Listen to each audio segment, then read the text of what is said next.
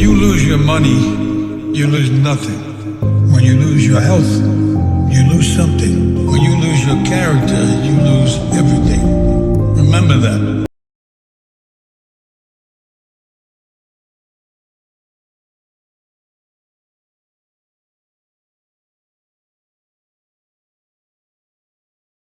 So you use the phrase alpha male a lot. I get it. It's a powerful, almost mythical term that conjures up very specific imagery. If we're being honest, most of us probably pictured the same thing. That classic scene from a nature documentary. You know the one. On the sweeping savanna or in a misty forest, there's one massive, scarred up male lion or silverback gorilla who dominates the group. He eats first, he leads, and yes, he has exclusive rights to the females. The other males skulk on the periphery, waiting for a moment of weakness. It's a brutal zero-sum game where there can be only one.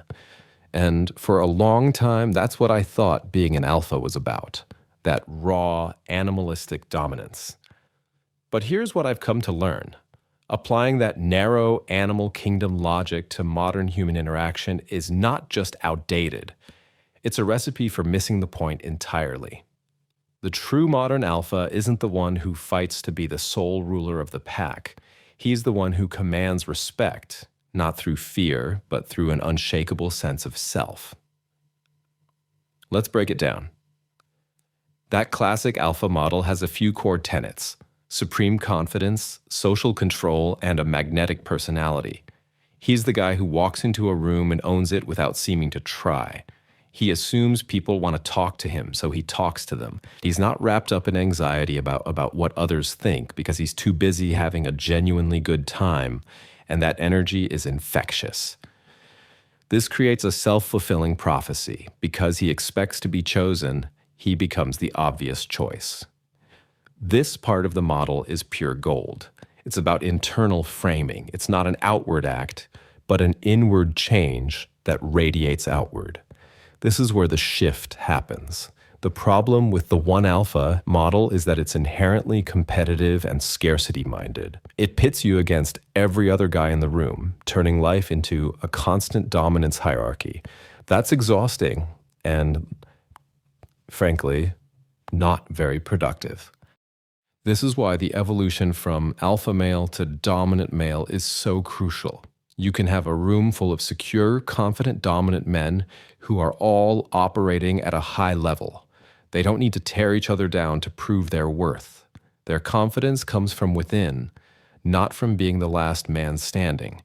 This internal shift changes everything, especially in how you relate to women. This isn't about being a chest-thumping Tarzan or, worse, an asshole. It's about embracing what you call the genetic right to be a secure, grounded man. It's the attitude that, on a fundamental level, you understand your role as a confident leader. Not her superior, but her complement. Think of it this way. The concept that women instinctually know their role isn't about subjugation. It's about recognizing a basic dynamic of attraction. People, regardless of gender, are drawn to confidence and security.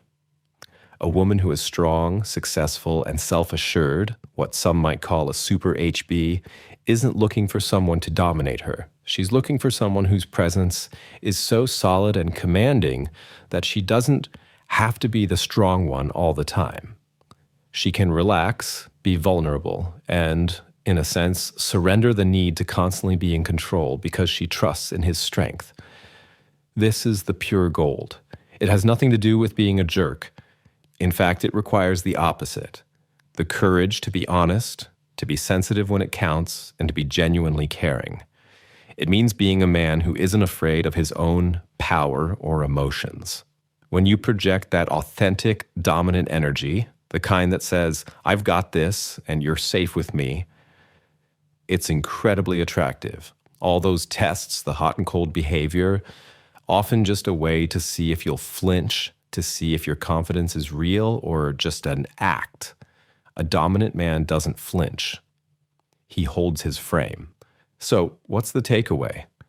Being an alpha, a dominant male, or whatever you want to call it, isn't about being the biggest or the loudest. It's not about winning a fight for supremacy. It's a quiet revolution inside your own mind. It's about building a model of confidence from the inside out, stepping into it, and owning it without apology.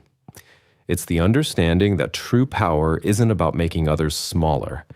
It's about being so secure in yourself that you elevate everyone around you.